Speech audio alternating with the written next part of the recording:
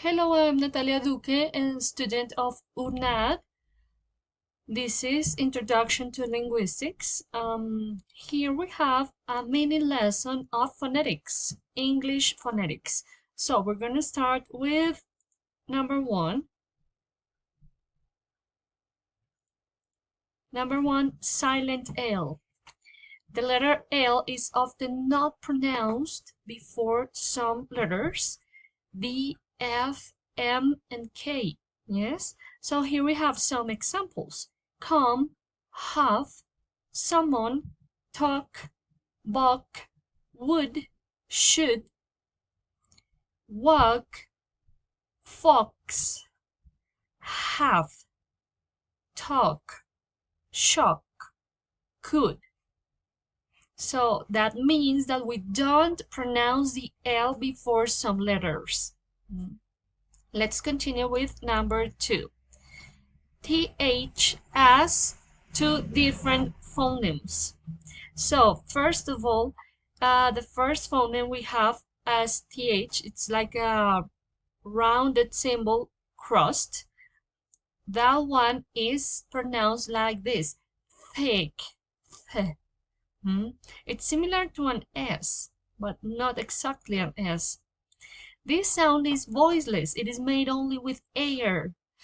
But the other sound, the similar to a D, is voiced. What does it mean?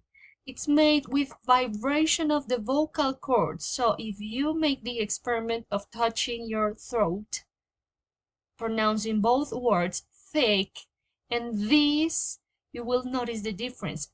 Thick, here you don't feel any vibration. It's a voiceless sound.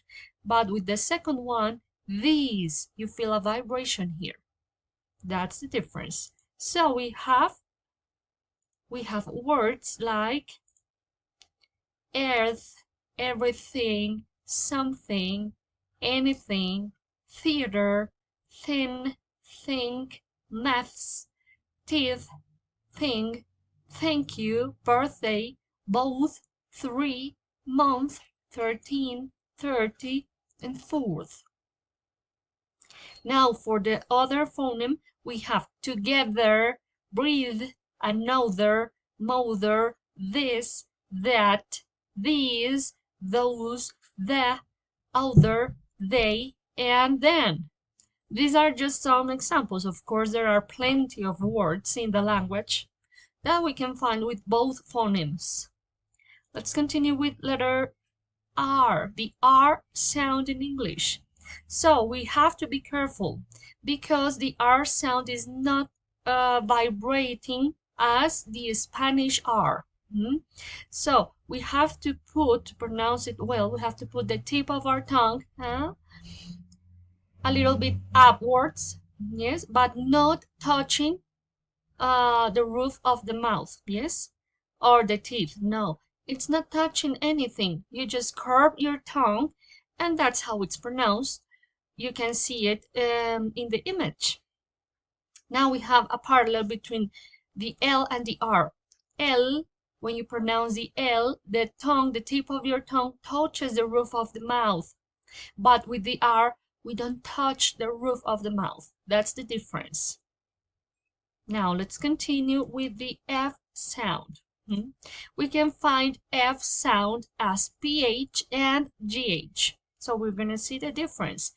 Phone, orphan, nephew, gruff, phonics, dolphin, sphere, morphine, phantom, telephone. There are more examples, of course. Long story short, it's similar to GH. It's pronounced with an F. Cough, rough, tough, laugh, laughter, enough. So that means that the F sound has different representations, graphic representations in the language. And now let's go with the last example we have for phonetics. We have the difference between B and V. So B is bilabial. That means that you use both of your lips to pronounce it. B, best. You are my best friend. For the other one, the little vida we know in Spanish, you pronounce it in English with your upper teeth touching your lower lip. Vest. That's the difference. We have some examples. Base, vase, bent, vent, very, very, van, van. So you see the difference? I hope this was useful for you. Thank you.